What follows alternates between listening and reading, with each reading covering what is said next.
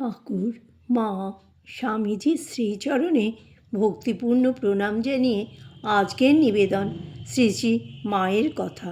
স্বামী অরূপানন্দ।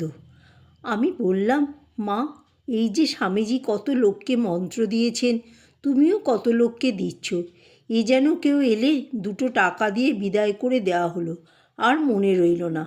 মা বললেন, এত লোক আসছে, কটিকে মনে রাখা যায়? আগুন জ্বাললে বাদুলে পোকা আসে না, সেই রকম। আমি বললাম, এই যে মন্ত্র নেয়, কী পায়? এমনি তো বাহ্য দৃষ্টিতে দেখি লোকটি যেমন ছিল তেমনই আছে। মা বললেন, মন্ত্রের মধ্য দিয়ে শক্তি যায়, গুরুর শক্তি শিষ্যে যায়, শিষ্যের গুরুতে আসে। তাই তো মন্ত্র দিলে পাপ নিয়ে শরীরে এত ব্যাধি হয়। গুরু হওয়া বড় কঠিন, শিষ্যের পাপ নিতে হয়। শিষ্য পাপ করলে গুরুরও লাগে, ভালো শিষ্য হলে গুরুরও উপকার হয়। কারো বা হঠাৎ উন্নতি হয়, কারো বা ক্রমে হয়, তা যার যেমন সংস্কার। রাখাল তাই মন্ত্র দিতে চায় না, বলে, মা, মন্ত্র দিলে অমনি শরীর অসুস্থ হয়, মন্ত্রের নামে আমার গায়ে জ্বর আসে। জনৈক মহারাজ একটি ছেলেকে মন্ত্র লইবার জন্য মায়ের কাছে পাঠাইয়াছে। মা তাহার সমস্ত পরিচয় শুনিয়া বলিলেন, তোমাদের সব গোসাই গোবিন্দ আছেন, তাদের কাছ থেকে মন্ত্র নেবে। এ কোনো কারণে হোক মা তাহাকে দীক্ষা দিলেন না। প্রসঙ্গক্রমে বলিলেন, কুলধর্ম অনুযায়ী চলা উচিত, জাতি বিচার সংসারে থাকলে মেনে চলতে হয়। রাত্রে খাইবার পর পান আনিতে গিয়াছি। মা পাশের ঘরে ছেলে মেয়েদের মশারি খাটাইয়া দিতেছিলেন। শুনিলাম মা পাগলি মামিকে বলিতেছেন, তুই আমাকে সামান্য লোক মনে করিসনি, তুই যে আমাকে অত বাপান্ত মাওন্ত করে গাল দিচ্ছিস, আমি তোর অপরাধ নিই না। ভাবি, দুটো শব্দ বই তো নয়, আমি যদি তোর অপরাধ নিই তাহলে কি তোর রক্ষা আছে? আমি যে কদিন বেঁচে আছি তোরই ভালো, তোর মেয়ে তোরই হবে। যে কদিন না মানুষ হয় সে কদিনই আমি, নতুবা আমার কি মায়া, এক্ষুনি কেটে দিতে পারে কর্পূরের মতো। কবে একদিন উড়ে যাব, টেরও পাবিনি। পাগলি বললেন, আমি তোমাকে বাপান্ত করে কবে গাল দিয়েছি? আমি বাপান্ত করিনি, অমনি বলেছি, তুমি যাকে দাও সব যে দিয়ে ফেলো। তাহার মনের ভাব মা যেন টাকা পয়সা সব রাধুর জন্য রাখিয়া দেন। মা বললেন, আমার বালক স্বভাব, আমার কি অত আখবাজ হিসাব থাকে যে চাইলে দিলুম? কাশী হইতে ফিরিয়া মা অল্প কয়েকদিন কলিকাতায় থাকিয়া জয়রামবাটি রওনা হইলেন। 13ই ফাল্গুন কোয়ালপাড়া মঠে পৌঁছিলেন। ঠাকুর ঘরের পাশের ঘরে মাকে থাকিতে দেওয়া হইয়াছে। একটি বটফলের বীজ বাহির করিয়া মাকে বলিতেছিলেন, মা, দেখছ, লাল শাকের বীজের চেয়েও ছোট, এ থেকে অত প্রকাণ্ড গাছ, কি আশ্চর্য! মা বলিলেন, তা হবে না, এই দেখো না, ভগবানের নামের বীজ কতটুকু, তা থেকেই কালে ভাব, ভক্তি, প্রেম এসব কত কি হয়। জয়রামবাটিতে আসিয়া রাত্রে আমরা খাইতে বসিয়াছি।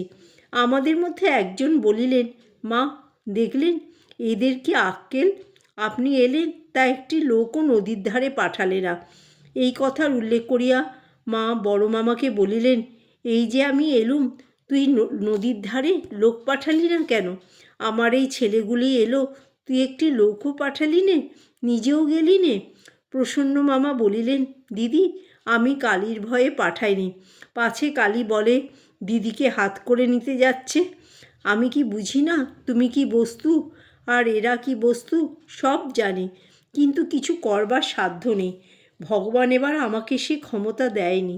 এই আশীর্বাদ করো যেন তোমাকে এবার যেভাবে পেয়েছি এইভাবে জন্মে জন্মে পাই, অন্য আর কিছুই চাই নে।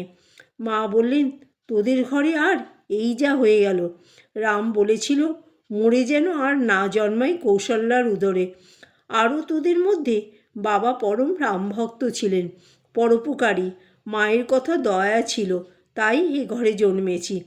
একদিন প্রসন্ন মামা আসিয়া মাকে বলিলেন, দিদি, শুনলুম তুমি নাকি কাকে স্বপ্নে দেখা দিয়েছ, তাকে মন্ত্র দিয়েছ, আবার এও বলে দিয়েছ যে তার মুক্তি হবে, আর আমাদের তুমি কোলে করে মানুষ করেছ, আমরা কি চিরদিন এমনি থাকব?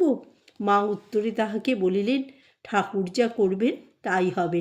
আর দেখো, শ্রীকৃষ্ণ রাখাল বালকদের সঙ্গে কত খেলেছেন, হেসেছেন, বেরিয়েছেন, তাদের এঁটো খেয়েছেন, কিন্তু তারা কি জানতে পেরেছিল কৃষ্ণকে? একদিন আমরা কয়েকটি ভক্ত আহার আনতে উচ্ছিষ্ট পরিষ্কার করিতে যাইতেছি। মা তাহাতে বাধা দিয়া বলিলেন, না না, ওসব রেখে দাও, তোমরা দেবের দুর্লভ জিনিস। ভক্তেরা আপত্তি করায় বলিলেন, ও ফেলবার লোক আছে, ঝি আছে। শ্যামবাজারের ললিত ডাক্তার ও প্রবোধবাবু আসিয়াছেন। বৈকালে প্রায় 4টের সময় তাহারা শ্রী শ্রী মাকে প্রণাম করিতে গিয়া কথাবার্তা বলিতেছেন জয়রামবাটিতে। ললিতবাবু বলিলেন, মা, খাওয়া দাওয়ার কীরকম নিয়ম পালন করা উচিত? মা বললেন, আদ্যশ্রাদ্ধের অন্ন খেতে নেই, ভক্তির বড় হানি হয়, বরং অন্য শ্রাদ্ধের অন্ন খাবে, তবু আদ্যশ্রাদ্ধের নয়, ঠাকুর নিষেধ করতেন। আর যা কিছু খাবে ভগবানকে দিয়ে খাবে, অপ্রসাদী অন্ন খেতে নেই। যেমন অন্ন খাবে তেমন রক্ত হবে, শুদ্ধ অন্ন খেলে শুদ্ধ রক্ত হবে, শুদ্ধ মন হয়, বল হয়, শুদ্ধ মনে শুদ্ধা ভক্তি হয়, প্রেম হয়। ললিতবাবু বলিলেন, মা, আমরা তো গৃহী, আত্মীয় স্বজনের শ্রাদ্ধে কী করব? মা বলিলেন, শ্রাদ্ধে গিয়ে কাজকর্ম দেখবে, খাটবে, যেন তারা কিছু মনে না করতে পারে, কিন্তু সেদিনটা কোনো রকম করে খাওয়াটা এড়াতে চেষ্টা করবে। নেহাত না পারলে শ্রাদ্ধে বিষ্ণু বা দেবতাদিগকে যা নিবেদন হয় তাই গ্রহণ করবে। প্রসাদী হলে আদ্যশ্রাদ্ধের অন্ন ভক্তেরা খেতে পারে। ললিতবাবু বলিলেন, অনেক সময় শ্রাদ্ধের জন্য আনা জিনিসপত্র বাড়তি থাকে, তা খাওয়া চলে? মা বললেন, তা চলতে পারে, তাতে দোষ নেই বাবা, গৃহী আর কি করবে? প্রবোধবাবু বললেন, মা, তিনি যে ত্যাগ ভালোবাসতেন, আমাদের ত্যাগ কোথায়? মা বলিলেন, হবে ক্রমে ক্রমে, এই জন্মে খানিকটা হলো, পরে জন্মে আবার হবে, খোলটাই তো বদলায়, আত্মা তো একই থাকে। কামিনী কাঞ্চন ত্যাগ। তিনি বলতেন, আমি ইচ্ছে করলে কামারপুকুরটাকে সোনার করে দিতে পারি সেজবাবুকে বলে, কিন্তু ওতে কি হবে? ওগুলো তো অনিত্য। কারো কারো তিনি বলতেন শেষ জন্ম, বলতেন, আরে এর কিছুতেই আকাঙ্ক্ষা নাই রে, এর শেষ জন্ম। তাহারা প্রণাম করিয়া বিদায় লইলেন। সন্ধ্যার সময় মায়ের বারান্দায় বসিয়া কথাবার্তা হইতেছিল। কায়স্থের উপবীতের কথা উঠিল। আমি বললাম, কেউ কেউ স্বামীজিকে বলেছিল শূদ্রের সন্ন্যাসের অধিকার কি? তুমি যখন কাশী গিয়েছিলে তখন কাশীর ত্রিশূল পত্র মহারাজকে গাল দিয়েছিল। স্বামীজি কিন্তু উত্তর দিয়েছিলেন, কায়স্থ ক্ষত্রিয়, সুতরাং সন্ন্যাসে অধিকার আছে। মা বলিলেন, আর কিছু বুঝি না, সপ্তর্ষির মধ্যে থেকে একটি ঋষি এসেছিলেন এইটি জানি, আর ঠাকুরের ভক্তেরা জ্ঞানী সন্ন্যাসী, জ্ঞানীর সন্ন্যাস হতে পারে। এই যে গৌরদাসী, মেয়েদের তো সন্ন্যাস নেই। গৌরদাসী কি মেয়ে? ও তো পুরুষ। ওর মতো কটা পুরুষ আছে? এই স্কুল, গাড়ি, ঘোড়া সব করে ফেললে। ঠাকুর বলতেন, মেয়ে যদি সন্ন্যাসী হয় সে কখনো মেয়ে নয়, সে তো পুরুষ। গৌরদাসীকে বলতেন, আমি জল ঢালছি, তুই কাদা মাখ। জয় ঠাকুর, জয় মা, জয় স্বামীজি।